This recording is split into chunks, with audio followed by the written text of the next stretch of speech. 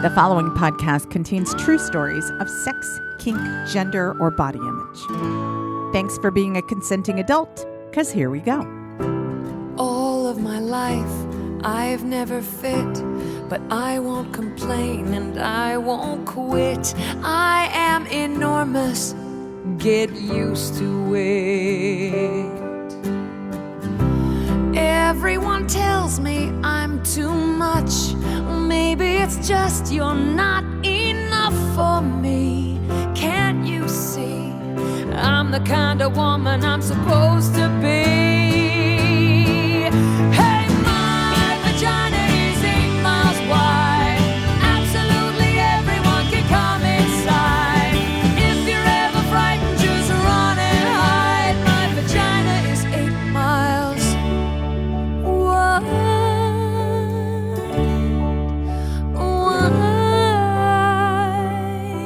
Hi there, and welcome to the Bawdy Storytelling Podcast. I'm sexual folklorist Dixie Delatour, and this week we have a story from Bay Area-based writer, performer, and educator, Tatyana Brown. How's your week going, my little potato? Don't you like my little potato as a greeting? It's gender neutral, and I was trying to be, respectful and shit. I hope that you're well.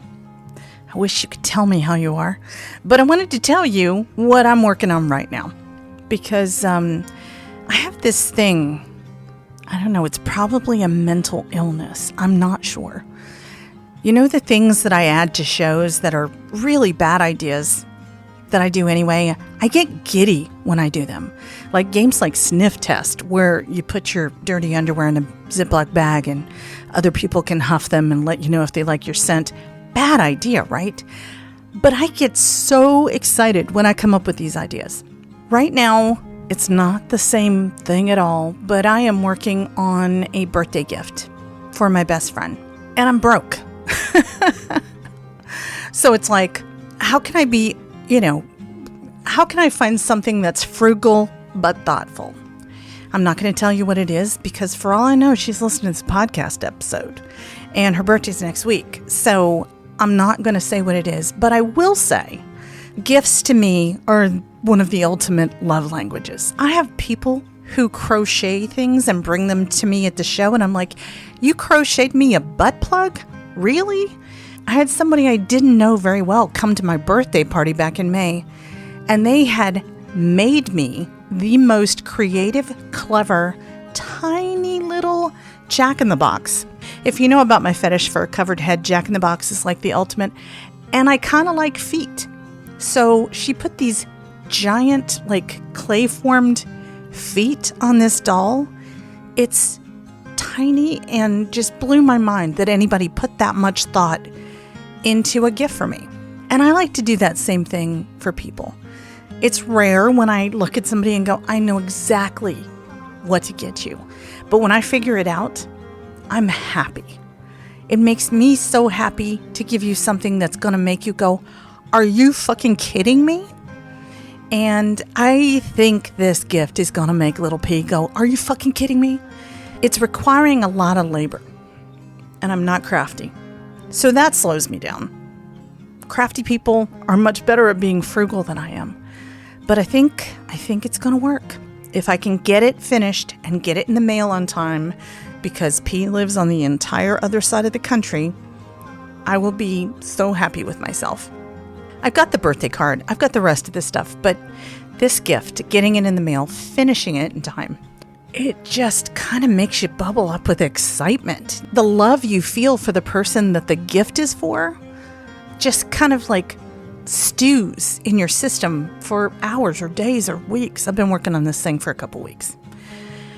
So I will let you know how it goes. I would love to hear from you, though. You know I love to get voice memos. You know I love to get emails from you. I would love it if you tell me the best gift you ever got or the best gift you ever gave. Because that sort of creativity, that sort of thoughtfulness, it just makes me happy. I could use a little extra happy right now. You could too, I bet. The world has been a really difficult place. Feels like it's getting more difficult as time goes by. I'd like to do whatever I can to help you transcend the world. And be reminded that the world is full of kind and thoughtful and gift-giving people. You're one of them. Don't forget that. Stay tuned for more. I'll let you know what the gift is, and I'll probably put pictures of it on my Patreon so that you can see it, because it's really a visual gift, but I can describe it well. And I have to say that this is a gift I gave once a very long time ago to a friend, and it rocked their world. Might not rock yours, but it rocked theirs. I think it's going to rock Little P's world, so don't tell her, okay? It's going to be a secret. I'd like for it to be a secret anyway. Thank you to the number of you who signed up for my new Substack newsletter, The Dixie Ramble, this week. It's going to be taking over where this podcast was headed. Stories about connection and kindness and empathy and inspiring each other to be better people and keep going as the world changes around us. The thing that drives me in this world is joy, so I plan to continue that journey on Substack. There's a link in the show notes to subscribe. It's time for a story from one of my favorite storytellers. She and I met many years ago at a kinky underground sex party, sat there and regaled each other with true stories, and fell in love. And we've been friends ever since. So let me tell you about this week's storyteller. Tatyana Brown is a Bay Area-based writer, performer, and educator. She has toured nationally, performing and facilitating workshops for almost 10 years. Her work has appeared on NPR's Snap Judgment, and she has taught at Yale University, Indiana University, Duke, and many more. Tatyana has been on the Bawdy stage since the very beginning and loves to spend time with people who are far, far sluttier than she can currently be. This storyteller is Tatyana Brown.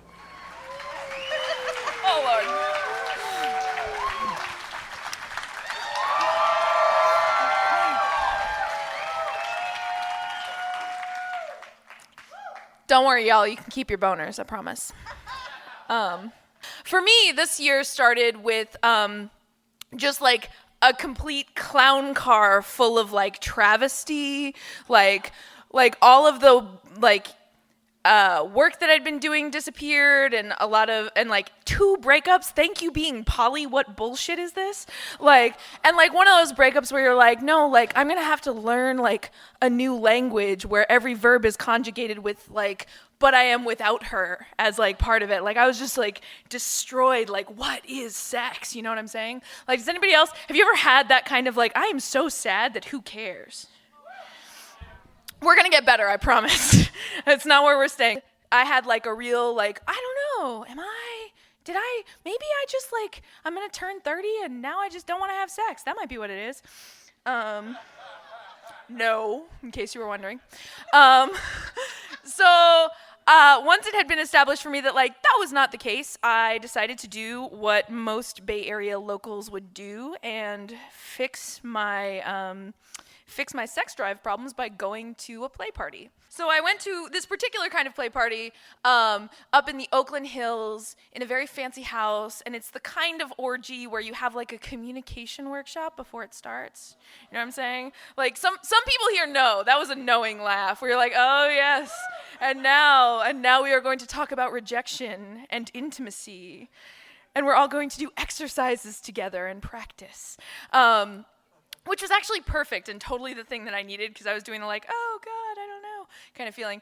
And I didn't just want to sit and kill like straight dudes' boners in some room with Dixie, although there's never a time I don't want to do that. None of you are safe.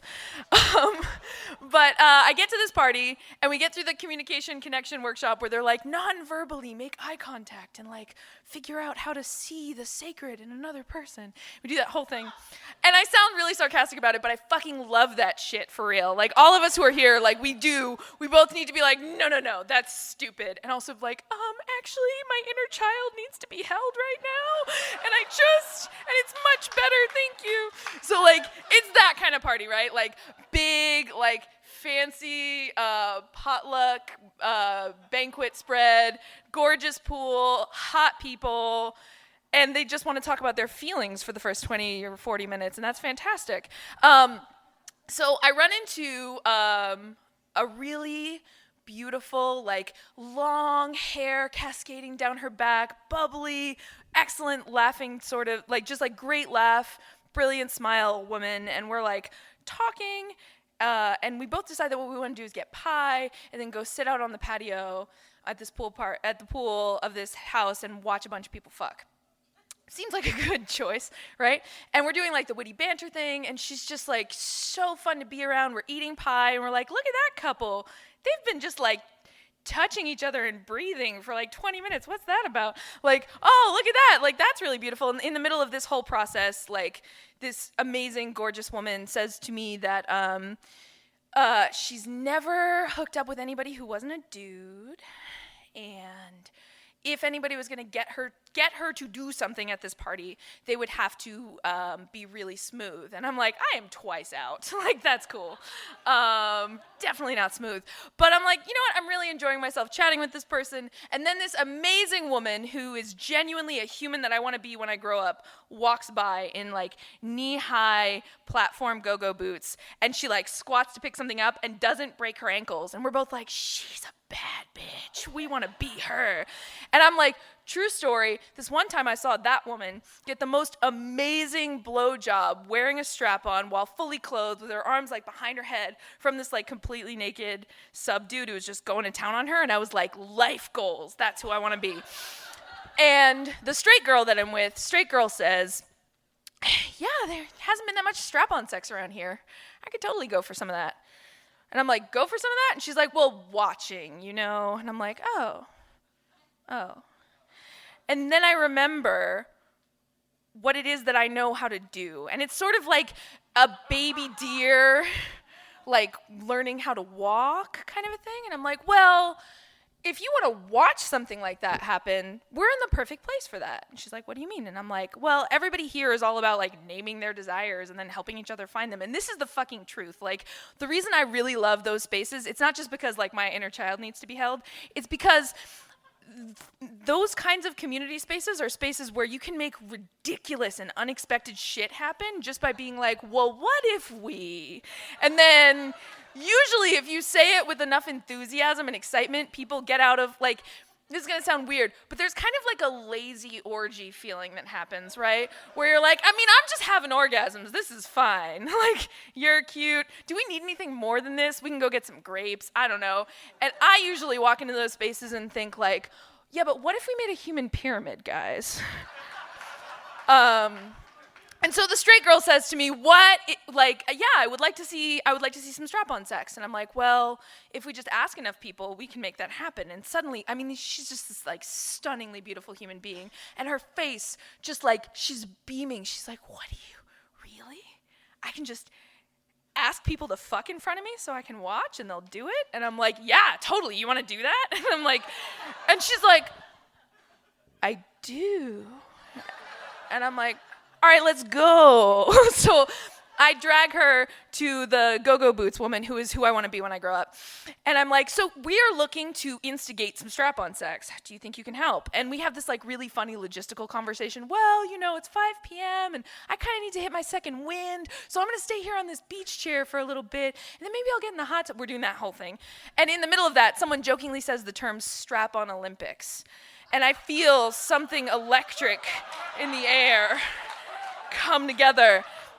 And I look at the straight girl and we're both like, oh. And I'm like, do you, I mean, it doesn't have to be like a big thing, but do you want to see the strap-on Olympics? And she's like, I really do. And I'm like, I'm here for you, but here's the thing. I'm going to seem a little bit pushy and annoying for a little bit. You just got to understand that there's a difference. Like, you got to be able to read the room. There's like somebody who's being like, what about human pyramid? While everybody's like not into the idea. And that's kind of like non-consensual and not super fun. Like, people will be like, geez, who invited this chick? You don't want that. But if you say the words and you see enough people be like, huh. Like, that's a good introduction to like, yeah, keep it going. Keep saying the thing. See if you can make it happen. So she's like, I do. And I like grab her by the hand and we walk into the house. I become a person going, do you want to be in the strap-on Olympics? Do you want to be in the strap-on Olympics? Strap-on Olympics? Strap-on Olympics? It's a really catchy phrase. The Olympics have just happened, right? Nobody knows what the fuck I mean. I don't know what I mean. I just know that we need to make something happen, and it's going to be called the Strap-on Olympics.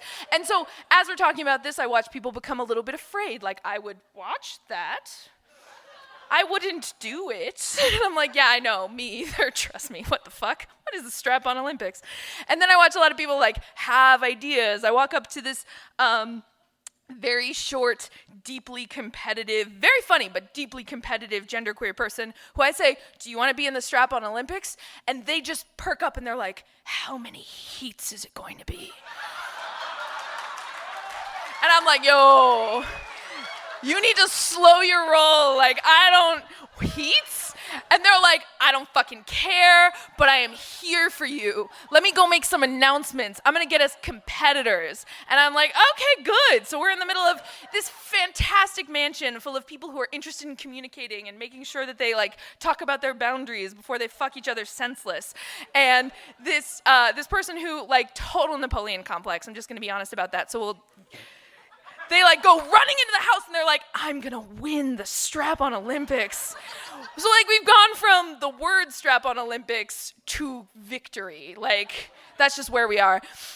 And they go running into the house and I talk to the organizer of the party and I'm like, I think we might be wanting to do something called the strap-on Olympics. And the organizer is like, yeah, let me make an announcement about that. Do you need the toys for my bag? And I'm like, you know what we've been missing this entire time is strap-ons. So that's super useful. I ask and ye shall receive. This is not the secret. There are a lot of naked people though, so it does work eventually, right? Like, the organizer makes a big announcement that we're gonna do the strap-on Olympics and we're gonna do it in the living room of this house, which has 20-foot ceilings and a big balcony loft that goes all the way around, so anybody who wants to can watch. And then they're just yelling like, strap-on Olympics, people come down. And Napoleon has, recruited a lot of people to watch, but they have some really fucked up expectations. They're like, how do you guys do hurdles in the strap-on Olympics? And I'm like, I do not know. I don't think we can. That sounds like everybody needs their insurance to check in first, and we need to sign waivers. We're not doing hurdles.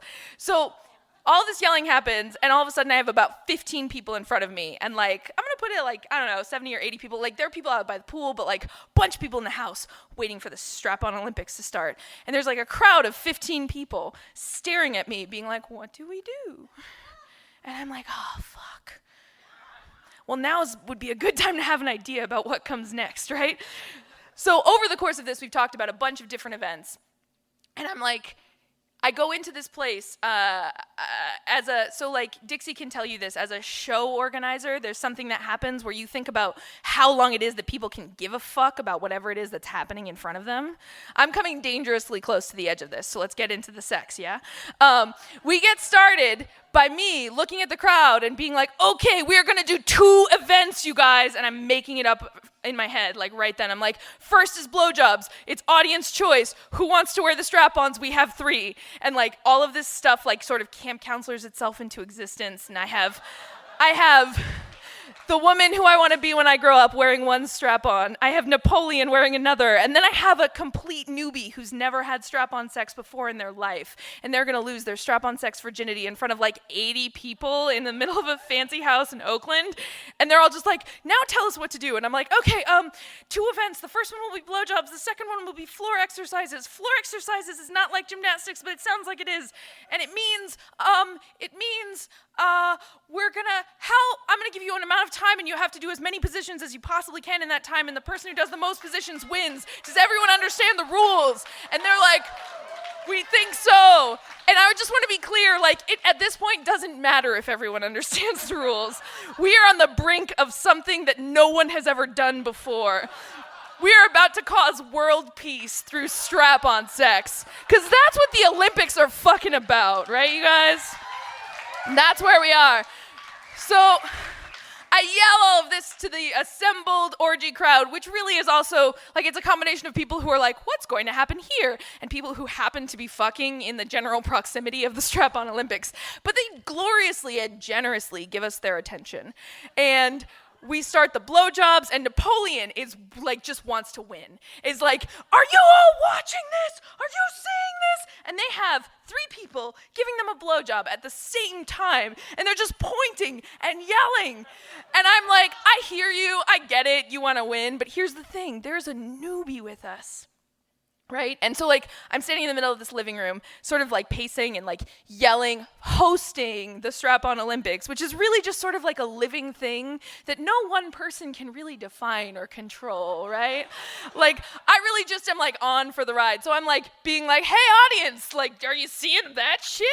And I look up, or I look to my side, and there is the virgin, right? Standing there, receiving their first Strap-On blowjob, and they have the for lack of a better term, the baby deer look, you know? They're like, oh my God, I think I get it.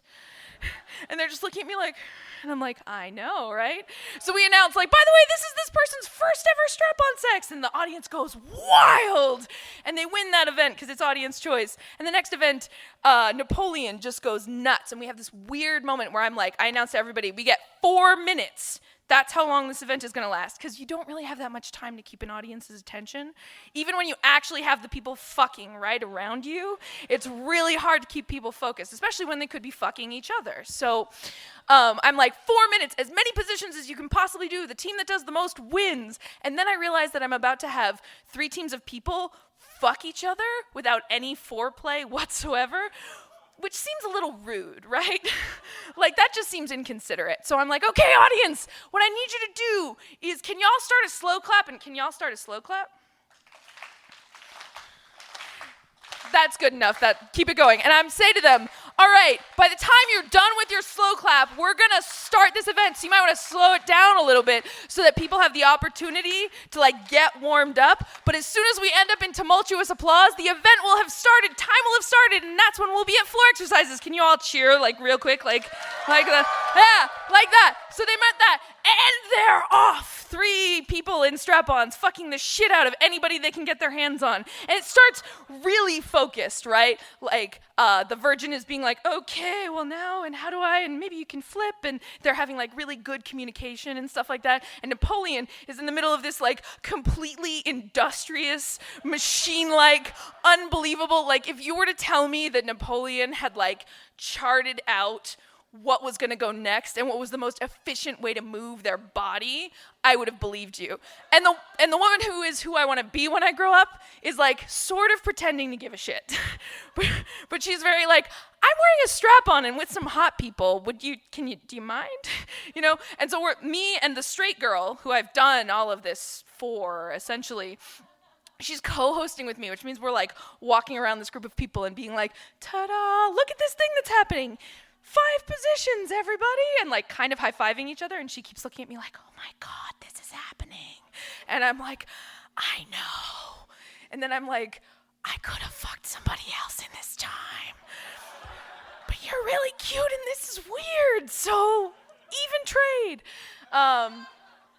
And like it keeps escalating and escalating. I watch Napoleon change positions without actually dismounting. Like literally goes from like a missionary thing to flipping their entire body around, and they keep fucking the person they're with because they're in it for the gold, you know?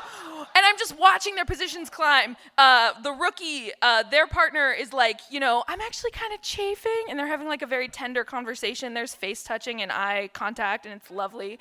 And like we're still like, look at them, they're doing great. And then like the woman who I want to be when I grow up, she is getting fucked while giving herself a hand job, which is a position, sure. That seems legit. A hand job with the strap on. And I turn around, and by then we've gotten to 17 positions. Napoleon has hit 17 positions in 4 minutes. I don't know if I've ever had sex in 17 positions. I'm pretty sure I have, you know, but it's like, you're just kind of like, wow, 17 in 4 minutes. Okay. And like the audience, we're all just kind of like, what? And the whole thing ends in this kind of magical, like, this has never happened anywhere before kind of way. And everyone's kind of in awe of it, and we applaud, but we're also like, oh, I kind of worry about everyone's genitals right now. And I'm staring into the eyes of the straight girl who I made this, like, strange thing happen for, because I'm awkward and I don't know how to talk to people. So sometimes I make stuff happen instead. And she's just like, I can't believe we did that together.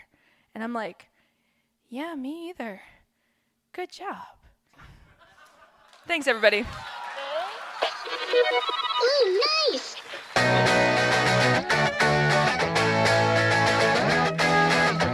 Tatyana Brown! Eden is a hedonist. She listens to the Smiths. I'm more like a one-night stand apologist. She's so out of my league. Every time I swing, I miss her. Oh my god, I think oh my god, we're gonna kiss. She can turn me on just like a switch. It really gets me going when she tells me just like this. Get out of your head. Tell your man to drop dead. Get into my bed. Girls just wanna have sex. Get out of your head. Tell your man to drop dead. Get into my bed. Girls just wanna have sex. Oh, fuck, she's eating me out. I'm trying not to scream on her parents' couch. I don't even know what we were talking about, but we were messing around and then it all happened so quick. Her hands are on my neck, she's got a grip. She can turn me on just like a switch. It really gets me going when she tells me just like this. Get out of your head. Tell your man to drop dead. Get into my bed. Girls just wanna have sex. Get out of your head. Tell your man to drop dead. Get into my bed. Girls just wanna have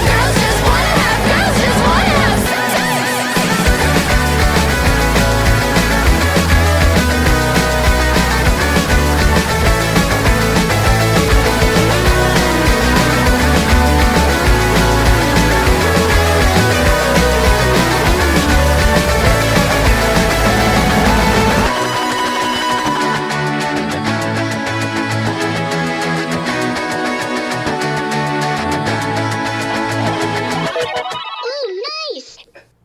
That was Girls Just Want to Have Sex by Maisie.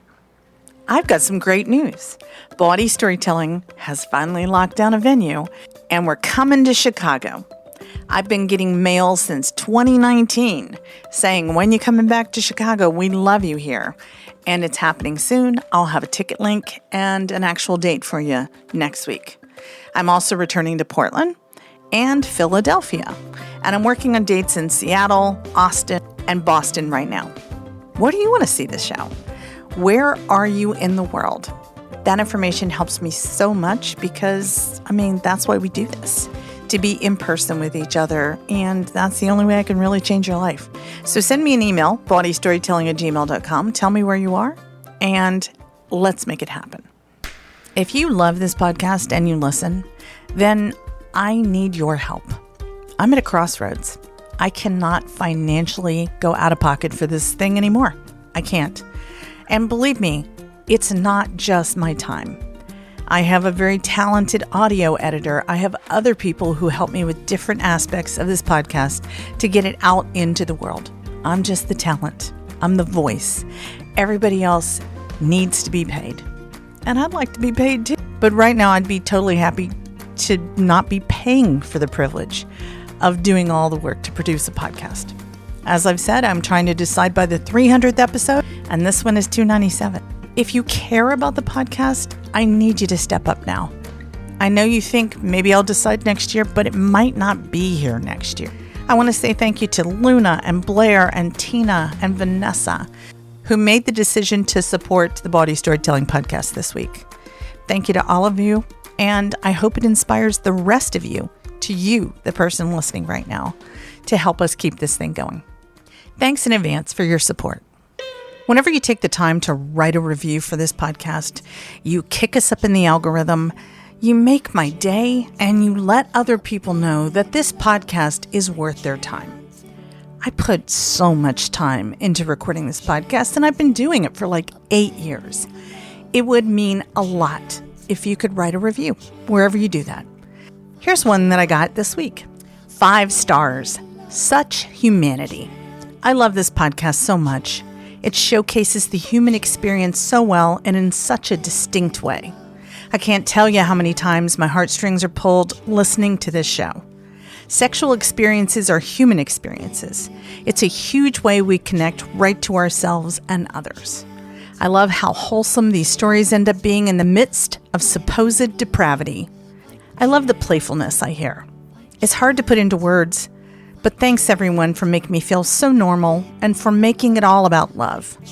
Thanks for pushing limits and coming out of your shell and stirring the imagination and the liberation.